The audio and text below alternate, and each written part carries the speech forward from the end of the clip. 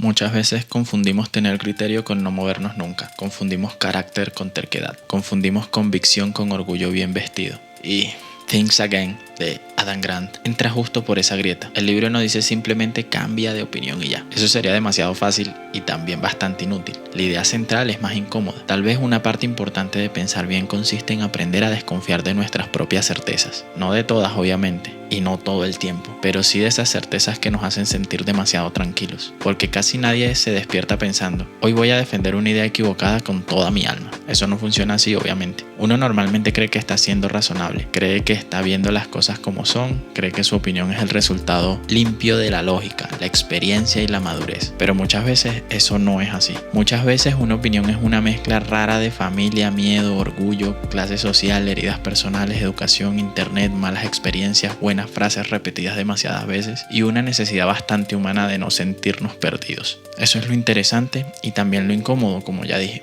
Esto es Piénsalo otra vez. Yo soy Jorge y tú estás dándole al botón de seguir este canal. Adam Grant propone una idea muy sencilla, pero difícil de practicar. Dice que deberíamos pensar menos como predicadores, fiscales y políticos y más como científicos. Cuando pensamos como predicadores defendemos creencias sagradas. No queremos revisarlas, queremos protegerlas. Cuando pensamos como fiscales buscamos los errores en los demás. Nos volvemos expertos en detectar contradicciones ajenas, lo cual es muy cómodo porque siempre es más fácil encontrar el sesgo del otro que mirar el propio. Y cuando pensamos como políticos, ajustamos lo que decimos para gustarle a nuestro grupo. No preguntamos, hey, ¿esto es verdad o qué? Preguntamos, aunque no lo admitamos, mi gente me va a seguir aceptando si digo esto que contradice lo que todos creen en este grupo.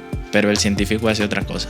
El científico pregunta, ¿qué evidencia me haría cambiar de opinión? Y esa pregunta es extremadamente brutal porque mucha gente no tiene una respuesta real. Dice que está abierto al diálogo, pero no hay ningún dato, ninguna experiencia, ningún argumento, ninguna contradicción que pueda hacerla reconsiderar. Entonces eso ya no es una opinión, eso es una identidad. Y cuando una opinión se vuelve identidad, pensar se vuelve peligroso, porque si alguien cuestiona tu idea, ya no sientes que está cuestionando una frase que dijiste, sientes que está cuestionando lo que tú eres. Y ahí se acaba la conversación, ahí empieza la defensa encarnada de lo que tú crees que eres. Y esto lo vemos todo el tiempo, sobre todo en política. Ese ejemplo ya casi da pereza porque es demasiado obvio, pero también pasa en la familia, pasa en la forma en la que entendemos el éxito, pasa en la religión, pasa en el dinero, en las relaciones, en el trabajo incluso. Pasa hasta cuando ves la tecnología, donde alguien puede defender un framework como si lo estuviera insultando a su abuela y uno pensaría que el debate es técnico, pero no. A veces el verdadero problema es que alguien construyó su personalidad alrededor de una herramienta que usa, o de un sistema operativo, o de una forma de hacer las cosas. Y esto pasa más de lo que queremos admitir. Y esa es una de las ideas fuertes de este libro. Porque la verdad es que nosotros no somos nuestras opiniones. Somos responsables de actualizarlas constantemente. Y eso suena simple, obvio y hasta tontísimo si lo dices en voz alta. Pero cambia bastante la forma de ver el mundo.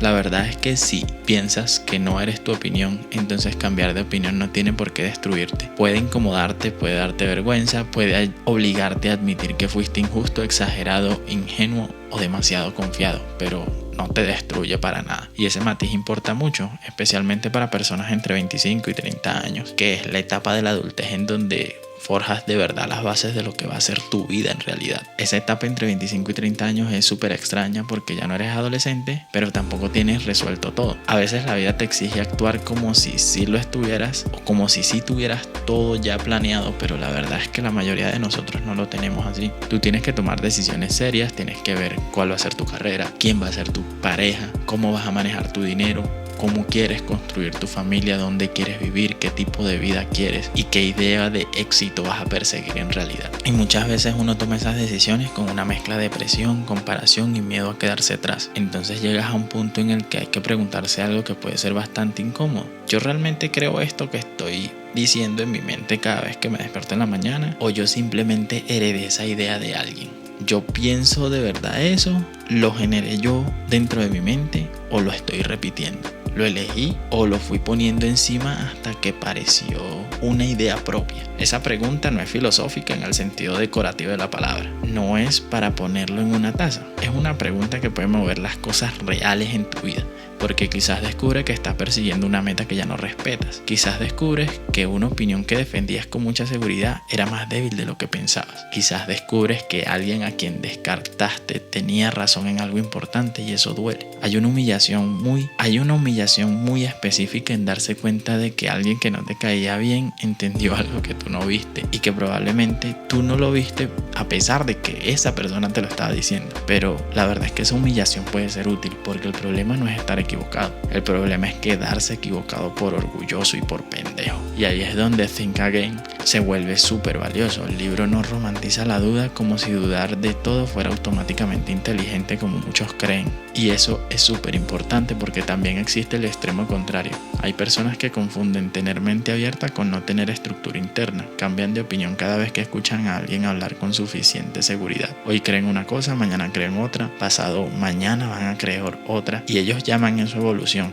Y eso no siempre es evolución, a veces es falta de columna, falta de criterio. Entonces el punto no es creerse todo lo que escuchas y pivotar cada vez que llega una idea a tu mente, o pivotar cada vez que alguien te pone una idea en la mente. El punto es tener una convicción que pueda respirar, convicciones suficientemente fuertes para actuar, pero suficientemente humildes para ser corregidas. Ese equilibrio es raro porque nuestra cultura suele premiar la seguridad apabullante, y el que habla duro parece tener razón, el que no duda parece ser el líder, el que cambia de opinión parece débil. Pero eso es una lectura muy pobre de la inteligencia. La verdadera confianza no es decir yo nunca me equivoco. La verdadera confianza es decir, si me equivoco, yo puedo soportar descubrir que me equivoqué y actuar en consecuencia a eso. Eso es mucho más difícil porque cualquiera puede parecer fuerte si nunca admite errores, pero eso no es fortaleza, eso es una deuda emocional, y tarde o temprano la realidad te va a cobrar. Esta es una de las formas que yo creo más ideales de entender este libro. Repensar no es traicionarte, es hacer mantenimiento a lo que ya tienes en tu mente. Como cuando revisas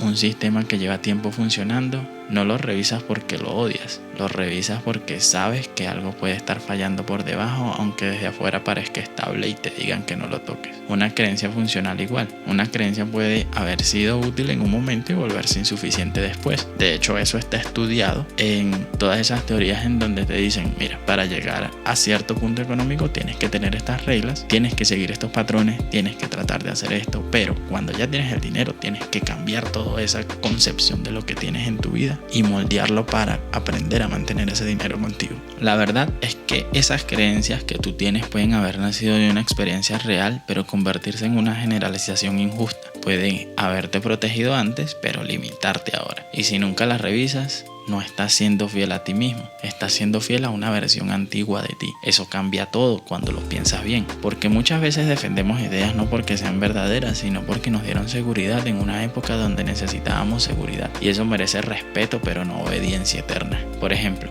alguien puede creer durante años que no debe confiar en nadie porque en algún momento te traicionaron.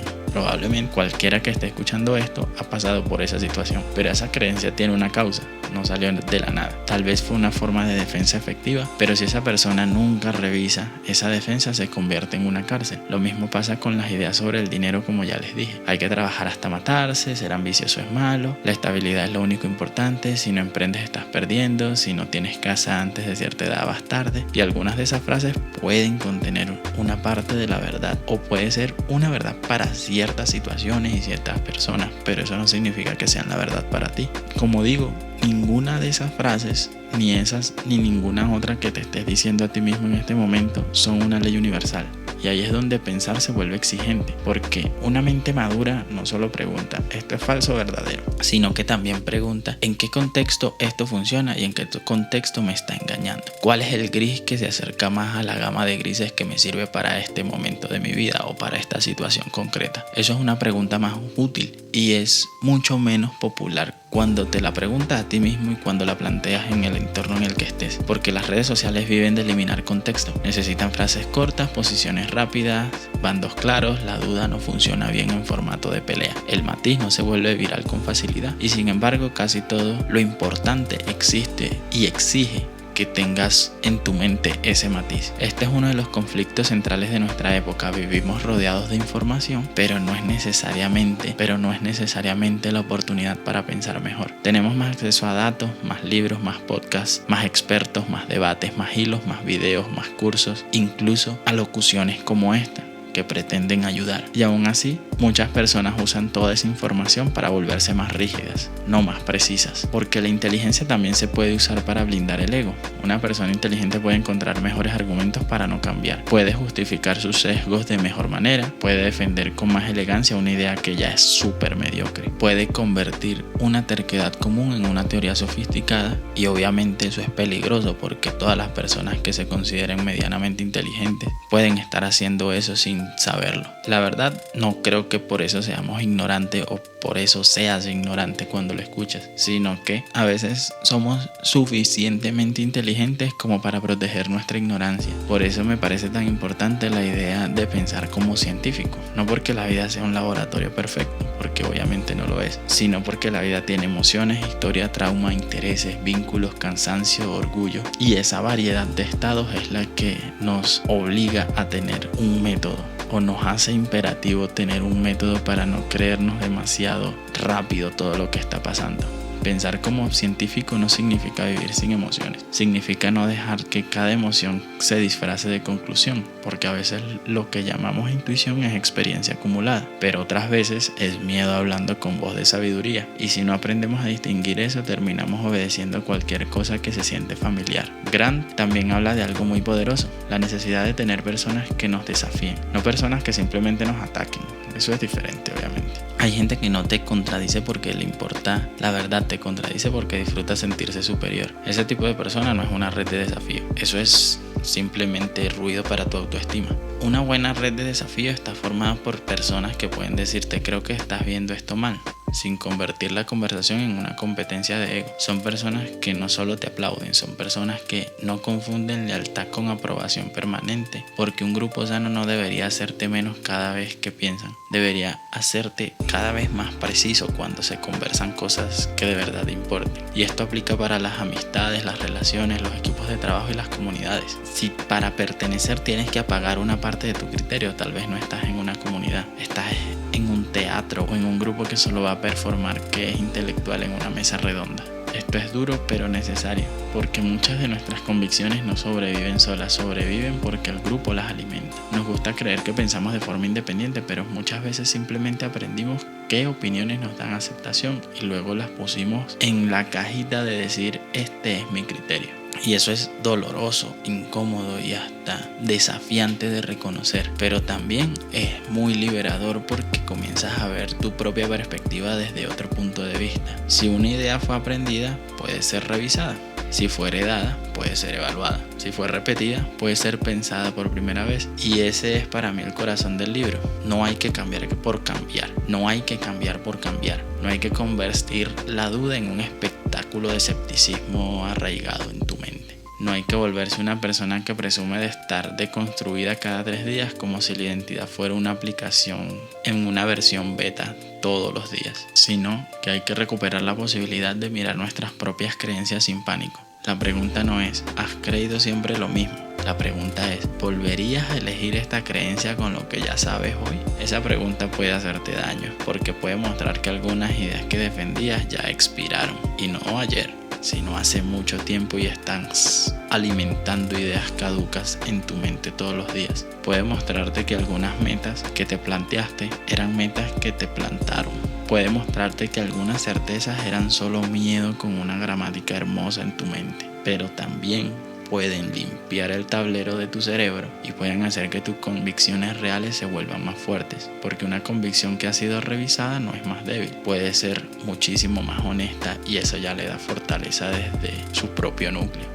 Al final, yo creo que Think Again funciona porque no nos pide abandonar la convicción, nos pide merecerla, nos pide no tratar cada opinión como si fuera una verdad sagrada. Nos pide aceptar que cambiar de opinión no siempre es una derrota. A veces es una forma de respeto hacia la realidad y hacia nosotros mismos, porque la realidad no siempre es cómoda. De hecho, casi nunca lo es. La realidad no está diseñada para proteger nuestra imagen personal. No le importa si una idea nos acompañó durante años, no le importa si construimos una identidad alrededor de una explicación, y mucho menos le importa si admitir un error nos hace ver inconscientes. La realidad simplemente sigue ahí y sigue pasando. Y uno puede hacer dos cosas. Puede defender su mapa hasta el final, incluso cuando el terreno ya no coincide con lo que tienes en tu mapa, o puedes aceptar que quizás pensar bien no consiste en tener siempre una respuesta firme, sino en saber cuando una respuesta necesita ser revisada y tener claro que eso no es una debilidad. Eso es el mayor rasgo de lucidez que puedes estar añadiendo a tu caja de herramientas mental,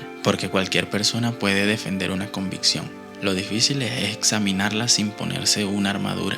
Lo difícil es decir, esto creo, pero no quiero que esta creencia me posea. Lo difícil es aceptar que ayer sabíamos menos y que si seguimos vivos, si seguimos leyendo, si seguimos conversando, si seguimos fallando, trabajando, amando, perdiendo, aprendiendo y viviendo, entonces nuestras ideas también deberían seguir vivas, no como hojas en el viento ni como modas pasajeras, sino como estructuras que pueden ajustarse cuando la realidad demuestra que necesitan cambiar. Tal vez ese punto es el más importante. Tu mente no debería ser un museo, no debería ser un lugar donde guardas ideas antiguas solo porque llevan mucho tiempo ahí. Debería parecerse más a un taller. Por eso hacía la analogía de la caja de herramientas en tu mente. Tu mente debería ser un lugar donde las ideas se prueban, se corrigen, se descartan, se reconstruyen, se lijan, se amasan y se pulen al máximo. Algunas, después de pasar por todo eso, se van a quedar en el taller. Otras simplemente las vas a desechar. Las que se quedan no se van a quedar porque nunca fueron cuestionadas, sino porque sobrevivieron al cuestionamiento y a toda la fase de moldeamiento que pusiste en ellos. Y eso es una convicción mucho más interesante y probablemente mucho más humana, porque sabes que aunque hoy están allí, cuando hagas la próxima ronda de pulimento pueden salir de tu caja de herramientas y pueden salir de tu taller mental. Espero que este video los haya ayudado. Nos vemos en Circuito Clandestino. Que Dios los bendiga a todos y chau, chau.